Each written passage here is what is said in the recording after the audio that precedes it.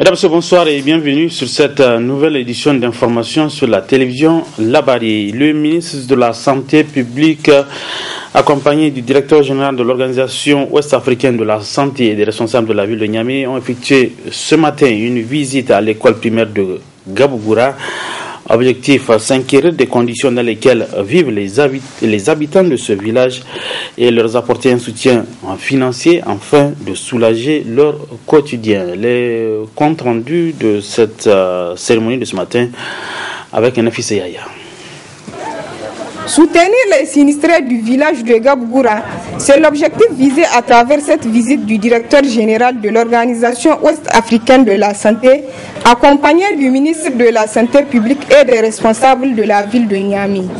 En effet, cet appui d'ordre financier permettra à ces sinistrés d'être approvisionnés en médicaments et en vivres. Je suis venu donc ce matin au nom de l'Organisation ouest-africaine de la santé, qui est l'institution de la CEDEAO en matière de santé, pour manifester pour exprimer d'abord notre compassion suite aux événements que vous connaissez, à la suite des inondations dans la ville de Niamey, et également exprimer notre solidarité pendant ces périodes un peu difficiles pour nos populations qui sont ici sur ces sites-là. Je voudrais donc d'entrée de jeu avoir une pensée pour toutes les victimes de ces inondations. Nous sommes venus pour exprimer donc notre solidarité pendant cette période difficile en apportant un appui financier direct au niveau des autorités. Cet appui, il consiste principalement à l'achat des médicaments. J'ai vu que des dispositions ont été prises pour la prise en charge gratuite. Donc il faudrait que nous apportions également notre pierre à cet édifice-là. Mais également nous avons apporté un appui financier dont nous laissons à l'appréciation des autorités ce qu'il faut payer avec en termes de tentes, en termes de couverture, en termes de seaux, de nattes, en fait tout ce qu'il faut pour permettre à cette population d'avoir en tout cas un abri et d'être dans des conditions acceptables en attendant un retour à la normale. Le premier responsable de la région de Niamey n'a pas manqué d'exprimer ses sentiments et sa reconnaissance aux généreux donateurs. C'est vraiment un sentiment de satisfaction aujourd'hui que nous exprimons ici suite à cette visite du secrétaire exécutif de l'Organisation ouest-africaine de la santé, ce qui est très intéressant et réconfortable. Car aujourd'hui, vraiment, je crois que notre mémoire et notre l'engagement plutôt de l'OAS, l'engagement de la CEDEAO envers ces populations sinistrées de la région de Niamey est vraiment salutaire. Et nous remercions beaucoup Monsieur le secrétaire exécutif de ces déplacements-là spéciaux pour venir remonter le moral vraiment de nos populations sinistrées et apporter un soutien moral et matériel à la population sinistrée et aux autorités de la région de Niamey et au-delà aux autorités de la République, de la 7e République. Enfin, le ministre de la Santé publique a lancé un appel à l'endroit de la communauté nationale et internationale de venir en aide à cette population sinistrée afin de la soutenir dans cette épreuve. Ouverture ce matin à l'hôtel Univers de Niamey de l'atelier de formation des organisations de la société civile sur les relations médias, la radio et les médias sociaux initié par le projet Panos Afrique de l'Afrique de l'Ouest et le Royaume des Pays-Bas. Cette activité qui s'inscrit dans le cadre d'un projet intitulé Femmes occuper les médias couverts par 4 pays de l'Afrique de l'Ouest. Le compte rendu avec Nafissa Hassan. C'est parti pour 8 jours de formation des organisations de la société civile sur les relations médias, la radio et les médias sociaux. Une initiative de l'Institut Panox Afrique de l'Ouest et le Royaume des Pays-Bas.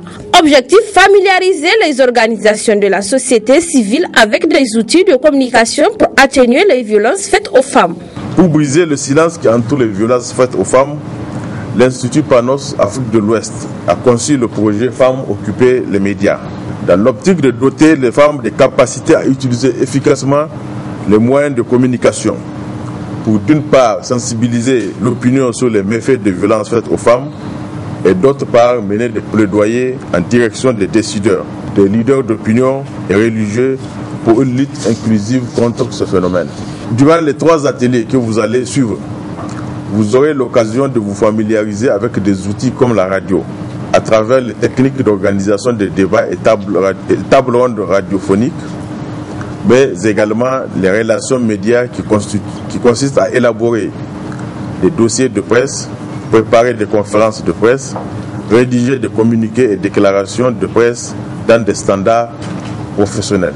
L'autre intérêt, et non de moindre, de cette série de formations est l'utilisation des réseaux sociaux à des fins de sensibilisation et de campagnes de plaidoyer.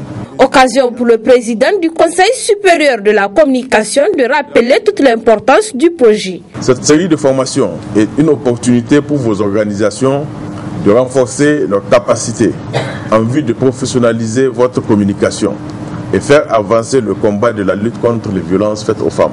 Par conséquent, je vous invite à suivre assidûment les modules conçus par des professionnels dont la compétence n'est point à démontrer, mais également de partager les connaissances acquises avec les autres membres de vos structures respectives.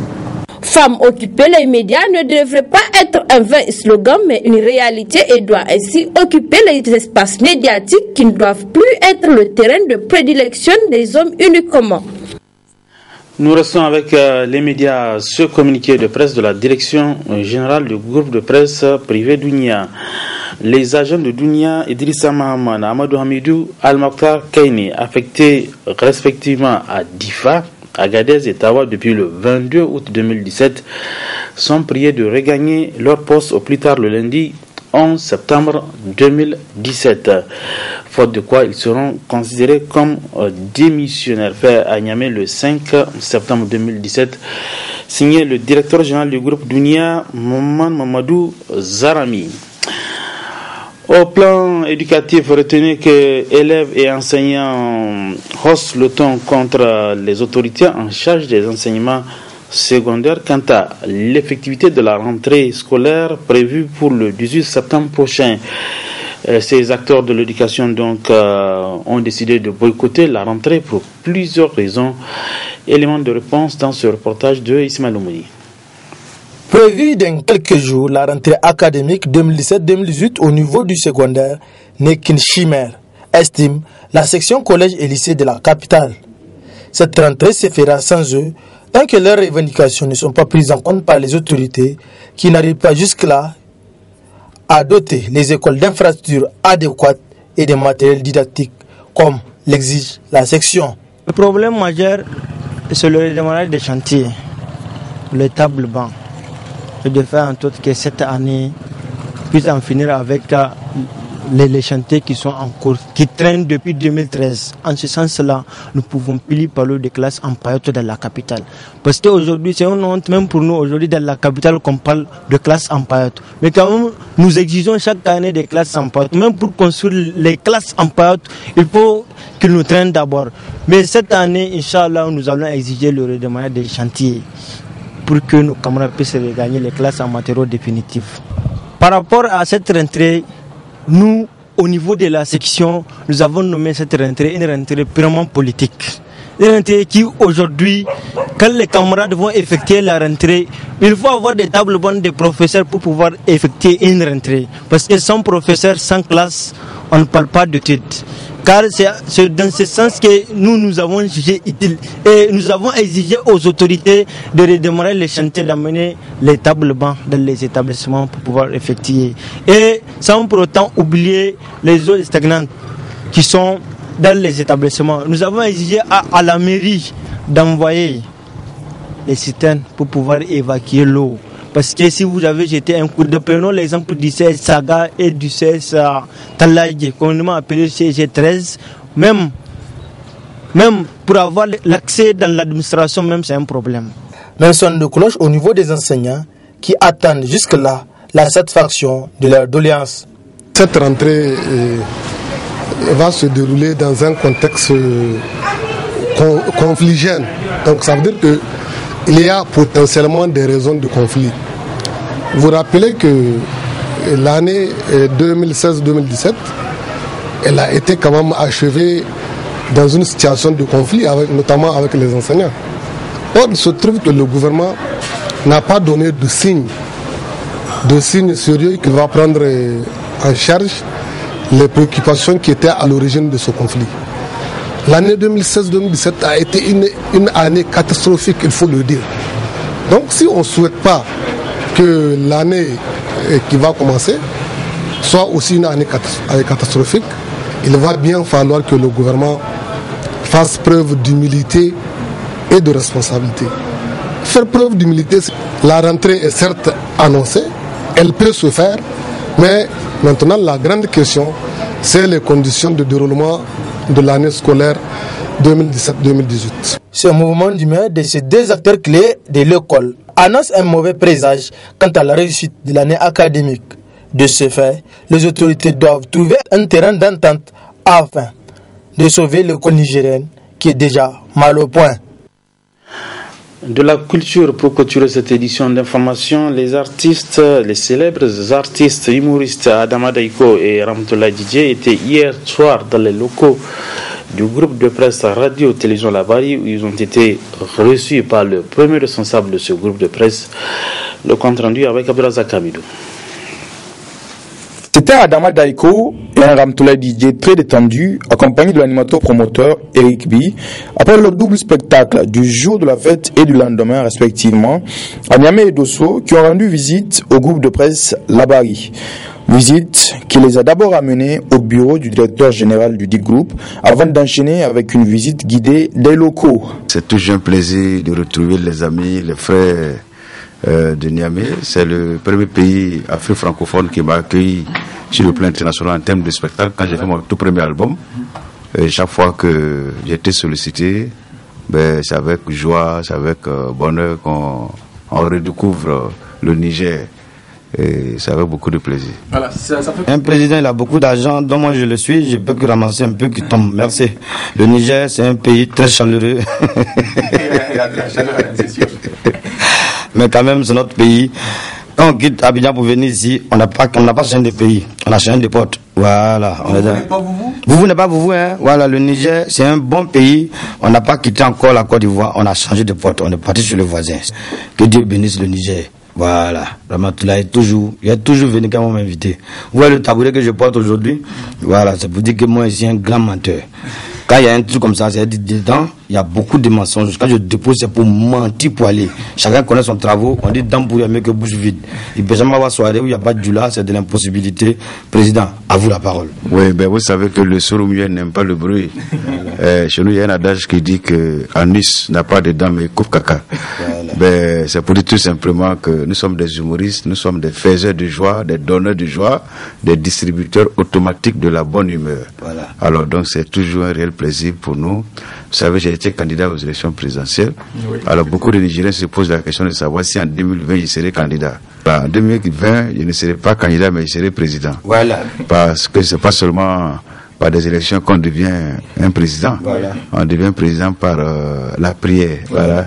Ouais, vous avez certainement pensé à un coup d'État. Non, ça marche plus. Non. Voilà. Donc c'est par la démocratie qu'on s'installe et qu'on respecte aussi les votes. Des gens qui vont dans les bureaux de vote à 6h du matin. Et normalement, c'est moi qui ai gagné les élections en 2010 à Côte d'Ivoire. Mais pour ne pas créer de palabres, j'ai laissé. Adama Daiko et Ramatoulaye Didier, c'est plus de 20 ans aux côtés de la culture africaine, notamment par le biais de l'humour. Ja, ma vieille. Voilà, ça c'est pas un rire fétiche, ça a dépassé fétiche, c'est un rire maintenant sorcier. Ton mari te trompe, ne dis rien, toi aussi il faut le tromper. Mais si tu trompes, sois-en sûr qu'il va jeter tes bagages de wow. Ne dis rien, il y a de l'espoir pour toi. Jésus est la solution. Labari TV, si tu regardes, tu seras bien. Tu ne regardes pas, on va te frapper. Chacun connaît son travail. Bisous à vous. Voilà, c'est sur cette belle note humoristique que prend fin cette édition d'information. Mesdames et messieurs, merci à vous de l'avoir suivi. Bonsoir.